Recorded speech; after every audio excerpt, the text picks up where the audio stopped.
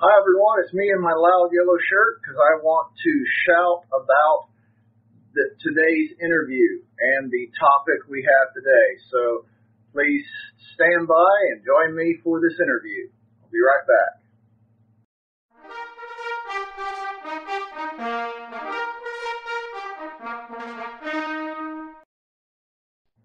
Hi everyone, it's DJ. Today I have an interview with an individual who has gone through the entire procedure with medical retirements and has gone through the agony of receiving VA compensation and receiving military pay when she shouldn't have, and then being hit with a massive debt. This is part of what I described in a previous episode as Operation Iceberg. I called it that because of this being only a piece of what we see and it probably being a much larger issue. In fact, I'm completely positive of that. And her name is Valerie, and I'm going to bring her on now. And when we are all done, I will have a few comments at the end, but I think you're going to enjoy this interview. There's a lot of excellent information here, and she's got a quite interesting story to boot. So join me now for my talk with Valerie, and enjoy the show. I'll be back shortly. So Valerie, welcome to the RC Retirement YouTube channel. Thank you for joining us. Thank you for having me. All right. Well, I'd like to start off things with a little getting to know you segment. So if you don't mind, tell us a little about yourself. How did you go from being a girl sitting in homeroom in high school to a woman in the Army? I'm sure you didn't just start out thinking to yourself, my gosh, I want to wear weird clothes and eventually have all sorts of pay problems later in life. How did you get from then to now? Well, actually, in high school, I wanted to be a profiler for the FBI, but realized very quickly that I couldn't afford college. So my second favorite thing to do was fix things. So whether it be bikes, skateboards, vehicles, whatever. So I ended up going to school to do that, and I was a mechanic for Honda for a while. And in 2003, when the war started, I quit Honda and I joined the Army National Guard. Cool. So when you joined the National Guard, let's see, were you a wheeled vehicle mechanic or my favorite sort of thing, a tank mechanic? What were you exactly? Yes, I didn't realize when I joined that girls could not be infantry. So having my background in mechanics, at the time, my MOS was a critical one. It was a 63 hotel. So I was a tracked vehicle and heavy equipment repair, and it made it a lot easier, going through AIT because I already knew what they were teaching me other than braking track. So that's what I did. I did that for 6 years, and then I reclassed to an ammunition specialist. So yeah, you were a critical skill then. Right, yeah. All right. So braking track, one of my least favorite things to do. Yeah, I was very fortunate in that I only had to do that one time. Oh, no, twice, actually. I did it twice, and, that's a level 10 job, so. It is not fun. No. Well, if you would, tell us a little bit about the deployment that led to your injuries, or the ones that caused your medical retirement. You can, of course, leave out anything that's too personal. I did 2 tours. My first one was, they were both in Iraq. First one was in 05, 06. It was 18 months. And during my time there, yeah, it was not a very good time at all. But during my time there, I was a mechanic I worked on Bradley's, and I was part of the Lioness team, and I also was a I was a 50 cal gunner for multiple missions for things like transfer of detainees, supply missions, just whatever was required. So a FOBA you were not? No, I was not a FOBA, and I was not really on a FOB. I was on an outpost, so we're kind of just out there anyway. Oh, wow. What about your second deployment? My second deployment was, I think, as easy as it gets. I spent the whole time on an airfield, and I had reclassed to 89 Bravo at that time, so I did things like we refueled helicopters, we supplied them with ammo, we loaded Chinooks with pallets, things like that. Oh yeah, that is comparatively easy. That was super easy. Yeah, and I did not leave I was on a FOB that time and didn't leave at all, so it was pretty nice. Minus the humidity. It was a little closer to Kuwait, which I would rather be in the middle of Iraq than anywhere near Kuwait. Yeah, it's kind of interesting that you'd rather go north, further into Iraq, because it's cooler than to get closer to Kuwait, where it's much hotter. Yes, yeah. I don't ever want to go there. Yeah, only people who have been there understand that.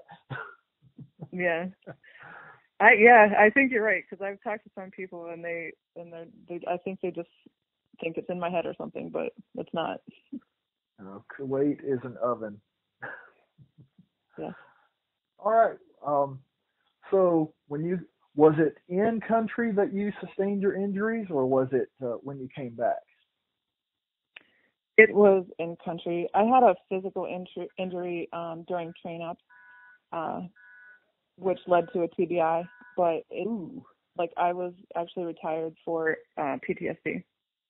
And it's kind of complicated. I would not have been retired, but some events unfolded when I came home from my retirement, which I think we're going to talk about eventually, but that led to my retirement. Otherwise, I'd probably still be in. Yeah. And if I do skip over them inadvertently, please, go back up and we'll go into them. I don't want to miss anything important.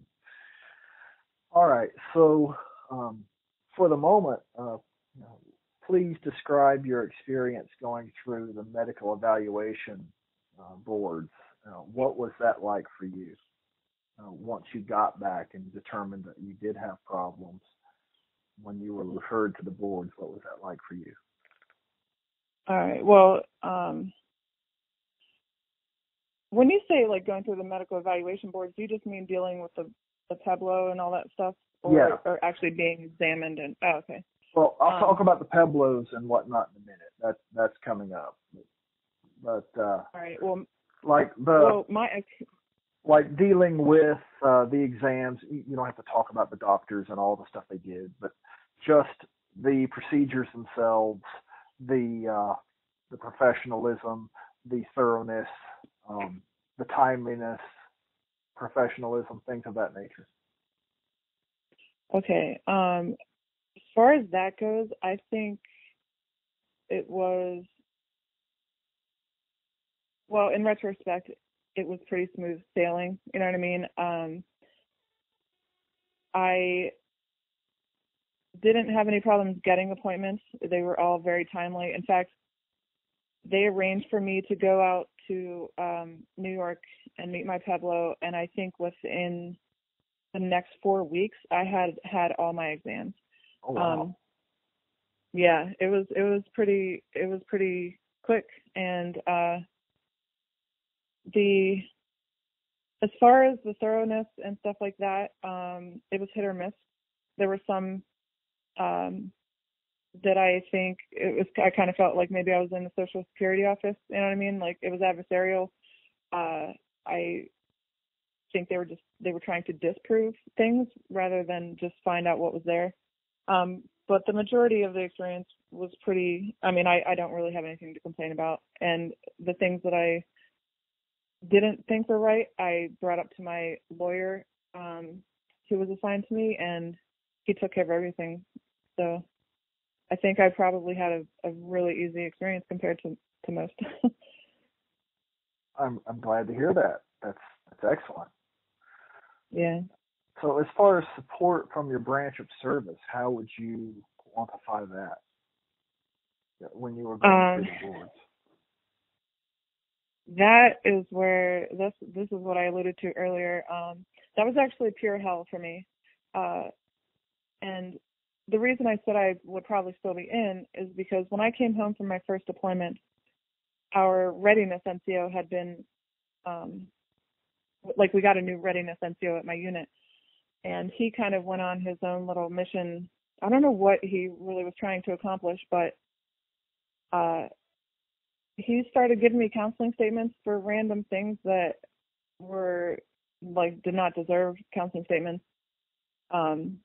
And I had never had any disciplinary action at all up until this point. And here it turns out, eventually, I found out he was trying to administratively discharge me without my knowing it. And I volunteered for my second deployment, and I was doing the pre-MOB thing, SRP, and I took the paperwork with me that he was trying to get me to sign, and I asked one of the officers down there what it was.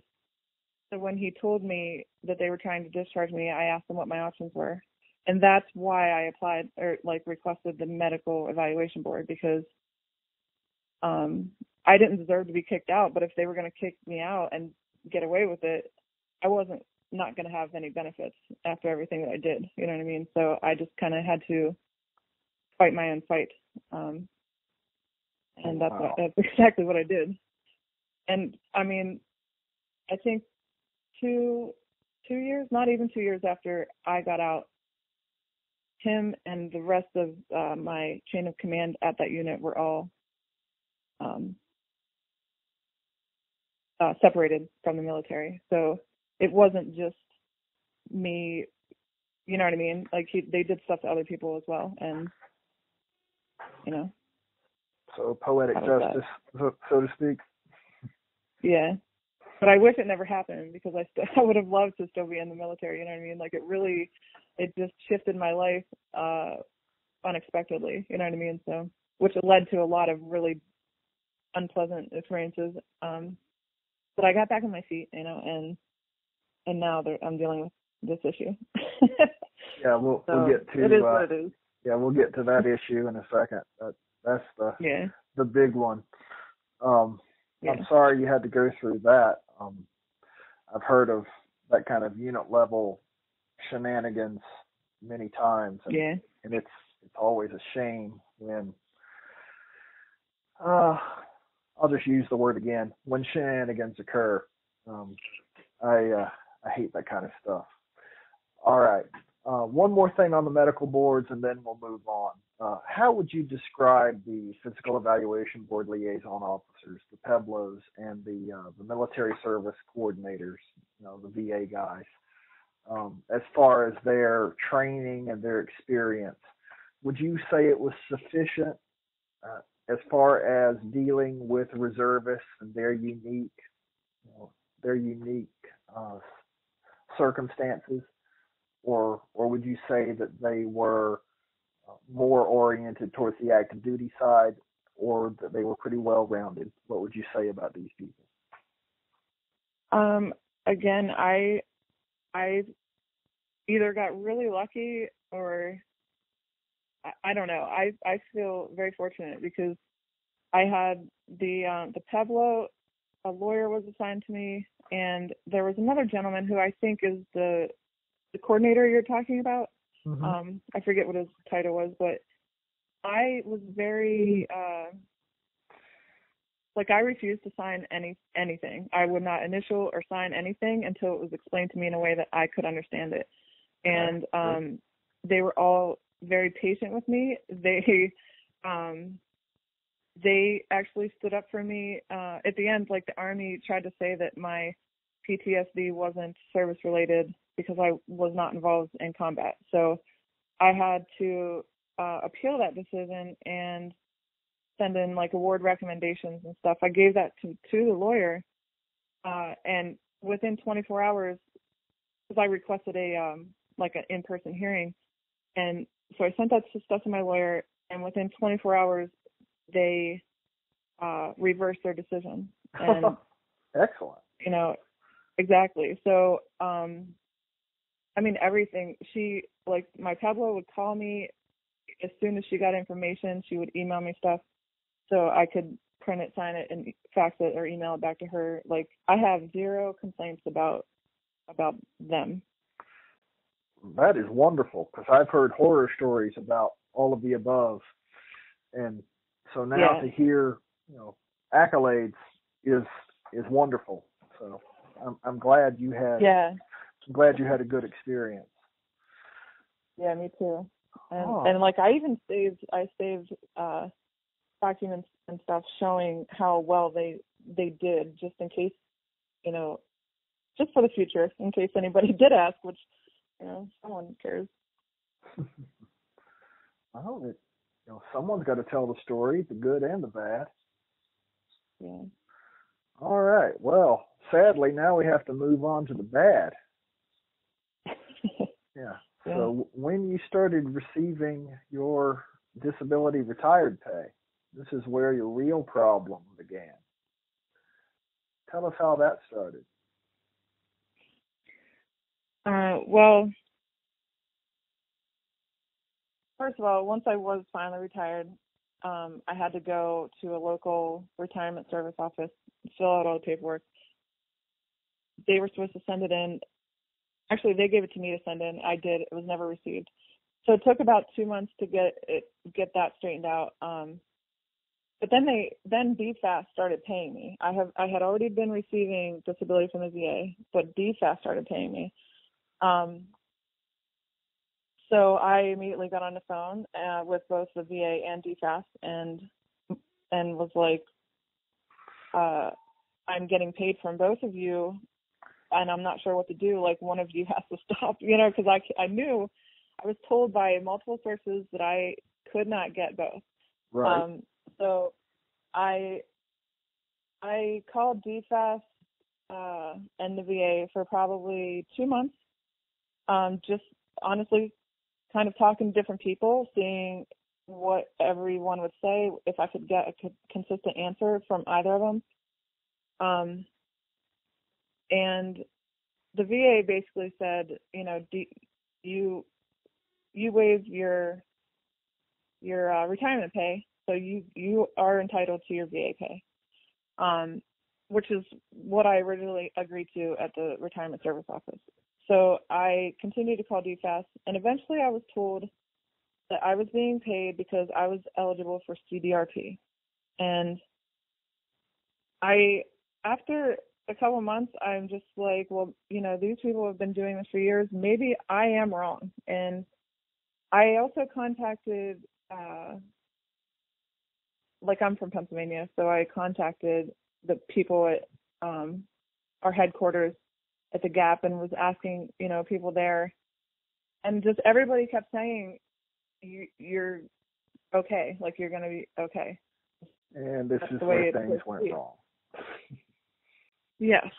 So fast forward a year and a half, and I get a letter telling me that I owe over $46,000. All right. So,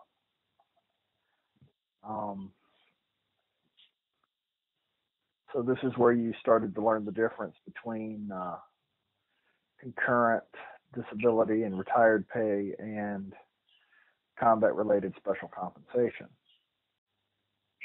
Right. And actually, I knew the difference between them. But every time that I would read the description or like the qualifiers for the CDRP, I don't think I fully understood them. You know what I mean? Either I don't know if I just second guessed myself and that's why I believed what I was told, or what. Well, I don't know, but I wish I very similar. Yeah, like I couldn't find anything that clearly disqualified me. You know what I mean? So I just assumed that they were right. And you know, when I got that letter and I called them. Well, I'll tell you the one thing for CDRP that disqualifies you for that one. You have to have a length of service retirement first. So that's the 20 years. Right. Okay. And you don't have that. Right. And I mean, after like 5 months, I figured that out. So since all this started, you've been doing a lot of research into how to resolve this. What else have you learned since you started this project of yours? Well, I mean, the most important thing that I learned, or was told actually, was from a DFAS worker. Like when I called one of the times, she told me not to worry, that I'm not the only one, because they had a coding issue. So I know I'm not the only one this has happened to. But ever since I got my letter, I think it was in June of 2016, I periodically go online. I just search for stories, you know, veterans that I use keywords trying to match my story. And just this year, since I've been talking to you, I think it was maybe a month ago or so that I reached out. I found you, and I found a story about a gentleman I think he was in South Carolina. And, but I mean, I tried to get a waiver. I was denied the waiver. I have reached out to the Wounded Warrior Project, IAVA, the VFW, my local VA, my county representative, my state representatives, my federal representatives, and every member of the Senate Committee on Veterans Affairs. And not one of them will help me, which tells me that DFAS has nobody to hold them responsible for their actions. There's no checks and balances when it comes to DFAS. And the worst part about the whole thing, I wouldn't even care about paying the money back, but they're collecting 1% interest on it. So in July or June or July or whatever of 2016, I owed $46,000, and I've been paying it every month since then, what I can afford, and I still owe $45,000. Oh, wow. Well, you're right. You are not the only one who is affected by this. I actually, as I've said before, I did a video on this very topic a few weeks ago that I called Operation Iceberg, because we're only seeing a small part of what's obviously a larger issue, and there are a great many retirees who are receiving retired pay and VA compensation who are also eligible for this other benefit called combat-related special compensation. That benefit is supposed to make up for part of the offset that the VA has, or that the VA makes into military retired pay. That, I think, is what is going on with DFAS. And this leads to my next question. Have you applied for combat-related special compensation yourself? You said your PTSD was determined to be combat-related. So, have you applied for CRSC? Yes. I was retired at 100% disability through both the DOD, and I received 100% from the VA. And when this whole thing happened, I did apply for the CRSC, and I get like $300 a month, right? For CRSC?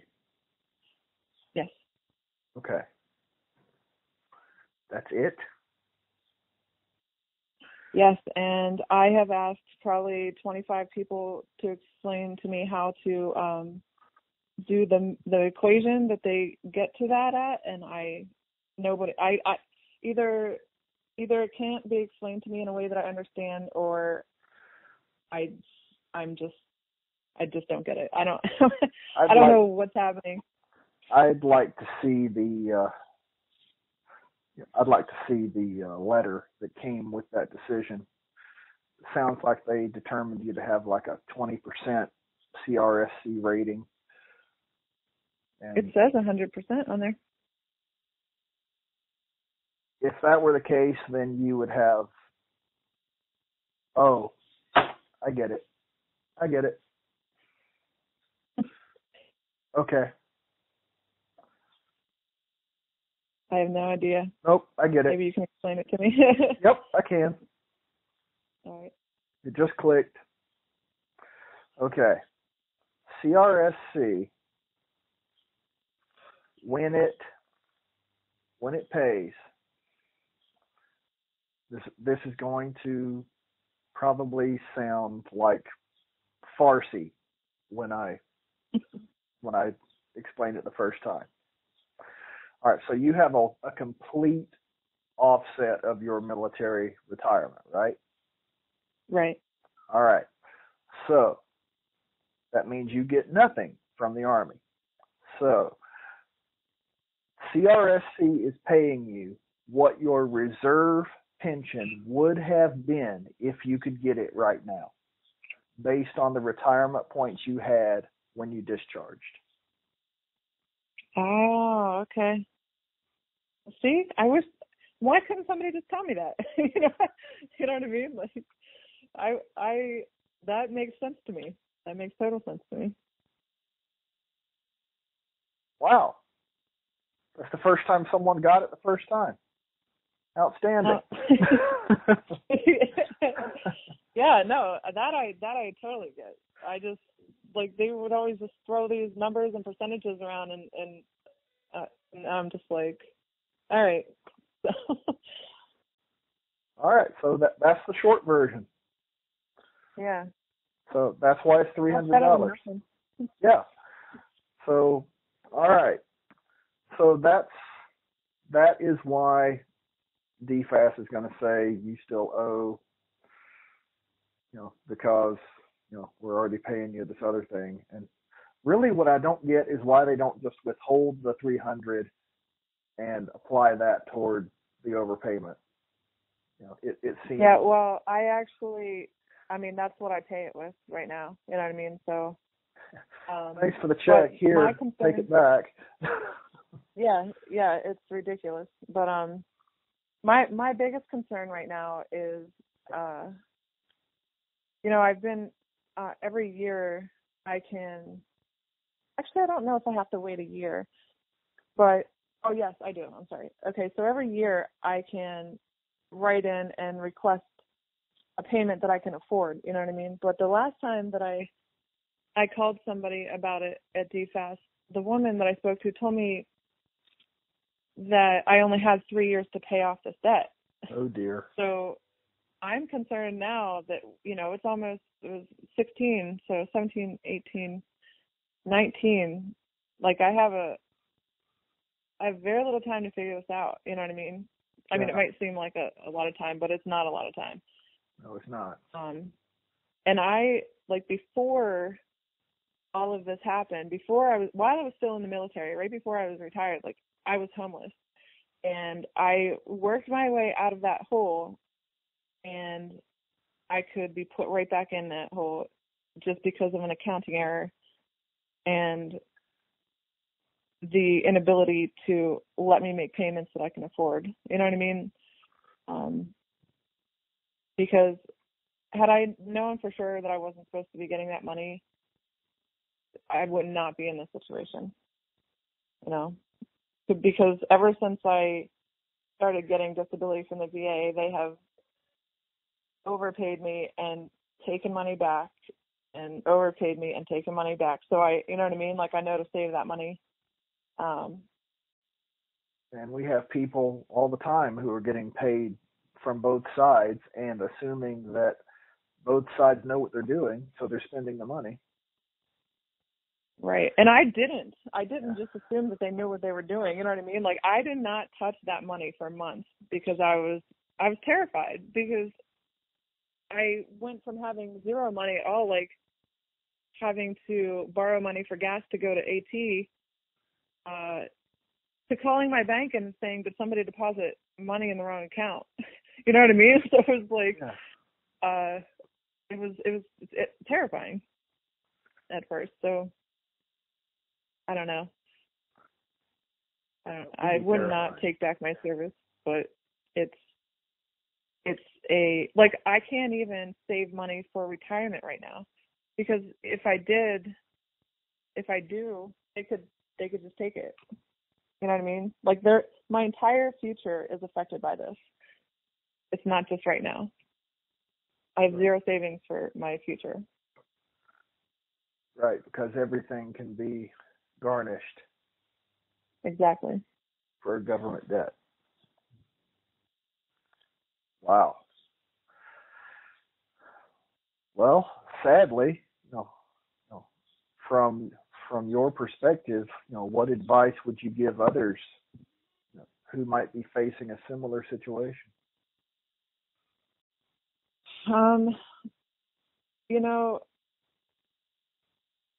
I think I would just say, do your homework and don't listen to the VA or DFAS. Go talk to a lawyer. I'm pretty sure you can talk to a lawyer for free through that. There's like a national network. I forget what the name of it is, but Stateside Legal. I think that you could probably find a lawyer there that will sit down and explain everything to you. And don't talk to a barracks lawyer either. Yeah, no, not a barracks lawyer, like an actual civilian lawyer who deals with veteran benefits. Like, that's who you want to talk to, because I wish to God I would have known. You know what I mean? I just wish I would have known. But you don't know what you don't know. So my advice to anybody that's getting ready to retire or going through a med board or anything, or even just receiving VA disability, like, talk to a lawyer and ask them what the laws are regarding your payment. Ask them to look over your paperwork. Don't spend any money until you know for sure that it's yours. Which that in itself can be hard, being in the National Guard, because it's hard to keep a job when you are getting deployed and then you're home and you're making $300 a month doing the drill. So it's, right. I don't know. Yeah. And then I think that people think you get paid a lot when you get deployed, and you don't. Like, I made more as a mechanic for Honda in 2001 than I did spending a year and a half deployed to Iraq. So. Wow. Yeah. When I was deployed the first time, our S3 did an economic impact study on our battalion on who did better and worse, as a result of deployment. And it was quite eye-opening. There were a lot of guys that did better as a result of deployment, and a lot who were negatively impacted. I would have thought overall, being a bunch of guys from Georgia and Alabama, that most people would have been positively impacted.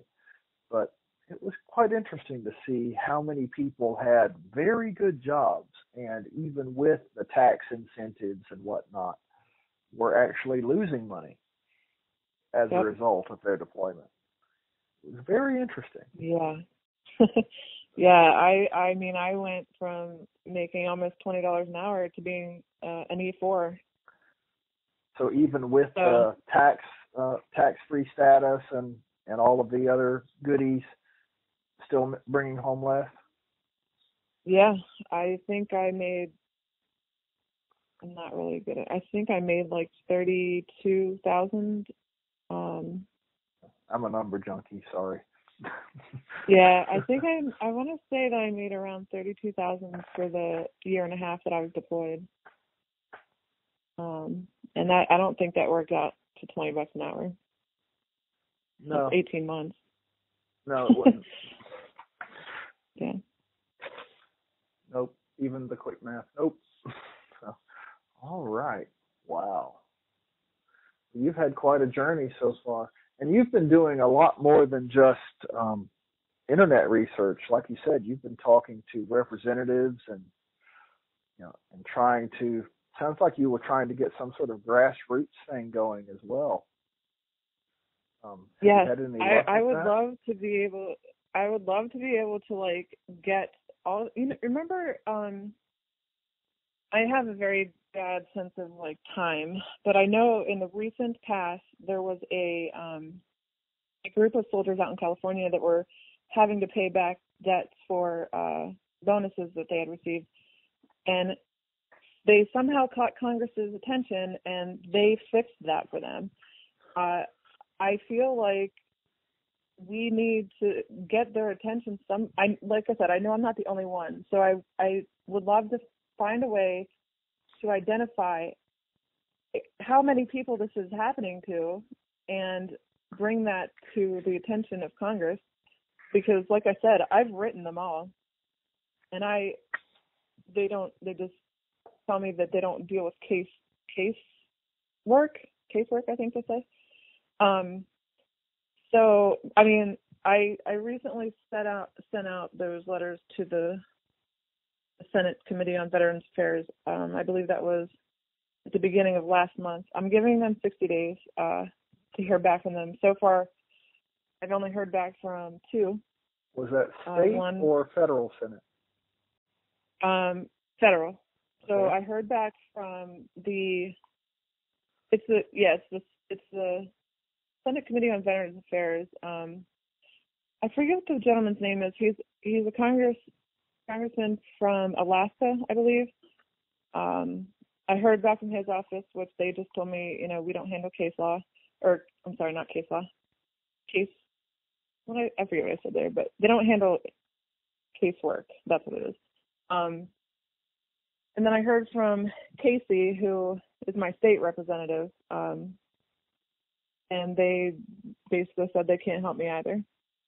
So, I mean, she told me that she could put me in touch with somebody that might be able to put me in touch with somebody who works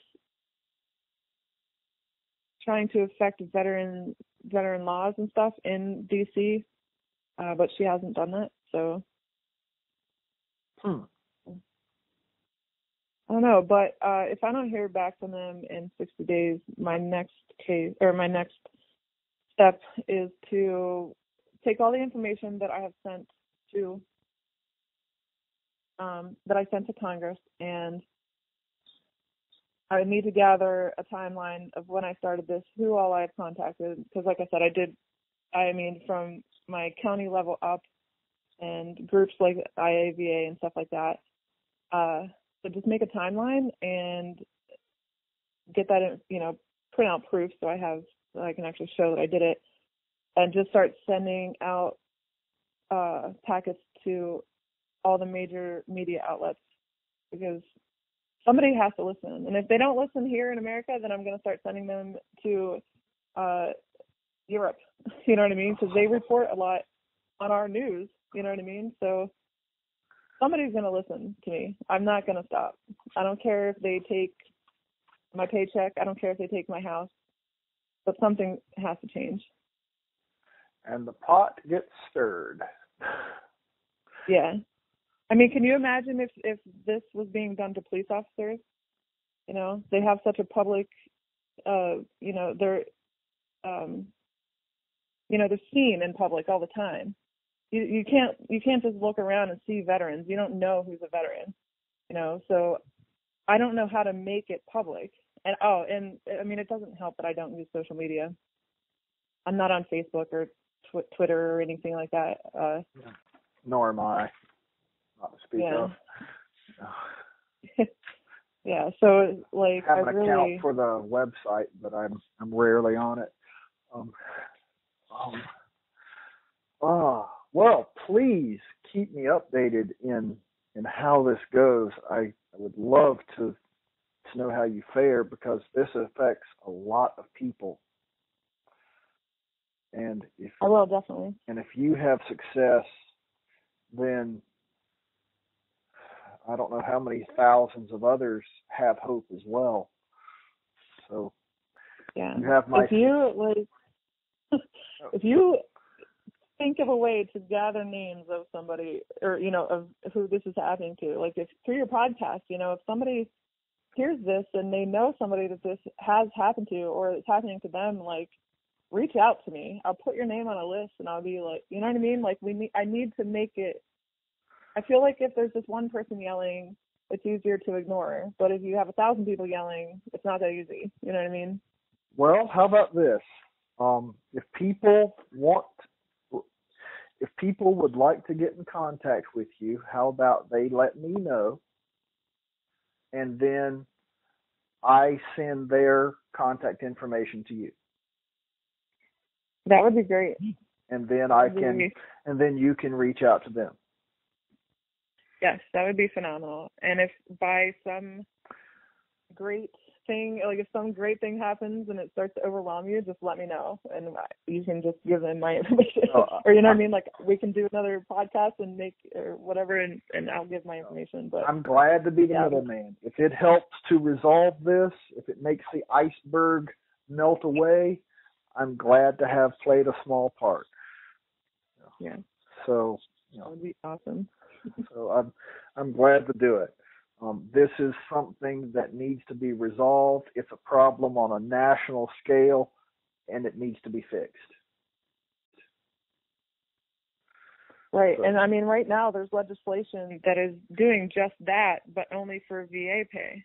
And I mean, they're trying to take away the VA's ability to recoup money that was made or that was paid through accounting errors on their part, which is exactly what this is. You know what I mean? So, well, the problem seems to be, now this is just DJ spouting his opinion, nothing more. Yeah. The problem seems to be DFAS and VA computers not talking to each other in a timely manner. I watched your video and you said that, but on my retirement application for benefits, which is sent directly to DFAS when my account was set up, like they can't set up my account without that information, it says right on there, and block 12 is the question: are you or were you receiving VA benefits? And then you say 12A yes. or 12, yeah, I said yes, and then 12A or B, I forget which one it is, says the amount that I'm getting. So they can't say that they didn't know. I stoned over that paperwork because I didn't want to just jump on this and then have someone say, oh, well, you missed that. You know what I mean? Right. So, but there's still the sync between DFAS and VA as far as payments. Yeah. And that. Do you happen to know how? Go ahead. No, go on. Do you happen to know how far back this goes? Like, is it only affecting like Iraq and Afghanistan veterans, or has it been happening before that also? I have not heard of this prior to Iraq and Afghanistan. Yeah.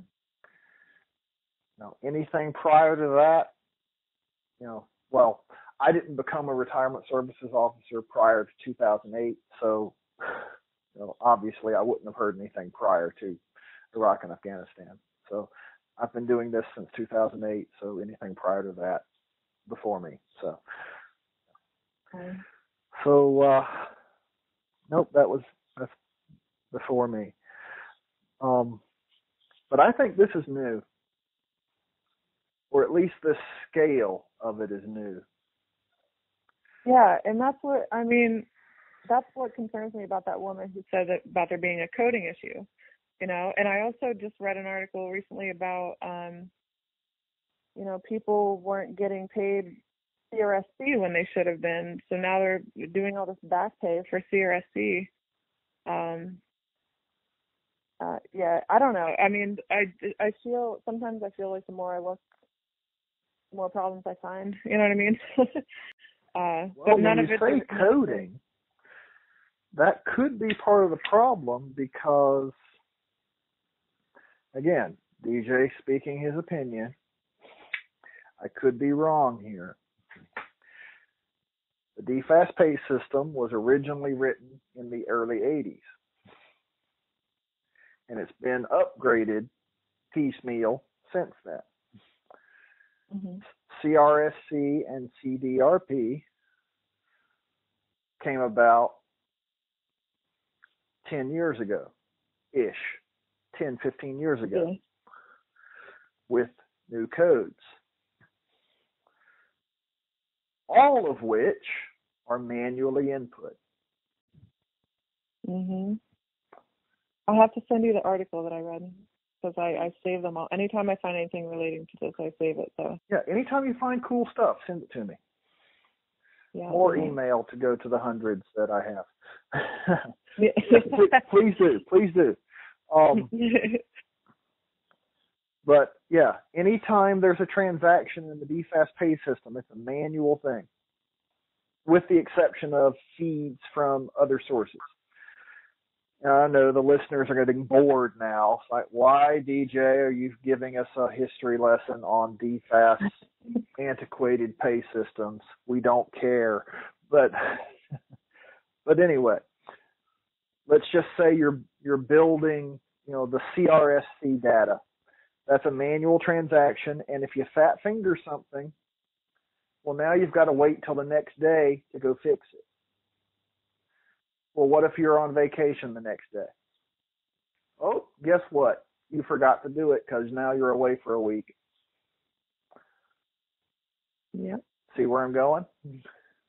Yep. Oh, there was a coding error. Well, who did it? We don't know. Yeah. And why am I paying interest on that coding error? You know what I mean? Like, again, I don't care if I have to pay the money back. That's not an issue for me. Yeah. But Now, you should not be. Right. Now, of course, I could be light years off. Someone who works at DFAST could be listening to this and say, DJ's full of it. It's not like that. And if someone is, please send me an email and let me know how it really is. I'd love to know. But from my experience talking with folks at DFAST, this is how I understand it. And if I'm wrong, please let me know. All right. So I think we've beaten this horse enough for one day. We've certainly talked for a good while. It's been fun, actually, and educational. So thank you for spending almost an hour with me. Yeah, no problem. And like I said, any info you've got, please share. And I am perfectly willing to be a conduit for anyone else out there who has similar problems and wants to get in contact with you. I'll send their contact info to you. And thank you once again for being part of the RC Retirement YouTube channel. It was my pleasure. All right. Are there any closing thoughts you'd like to give the audience? I don't think so. Yeah, I can't think of anything. Yeah, may the force be with you. Yeah. Oh, honestly, keeps going through my head right now is Yes, there we go. All right. Valerie, thank you so much. I appreciate it. And like I said, please keep me updated on how things fare with you. Have a wonderful night. Thanks again. All right. Thank you. Yeah, bye-bye. Right.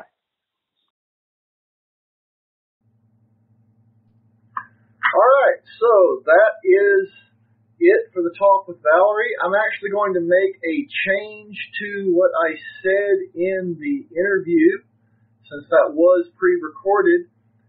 I am not going to be the middleman for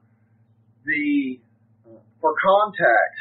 She contacted me shortly afterwards and said, hey, here's a Gmail address.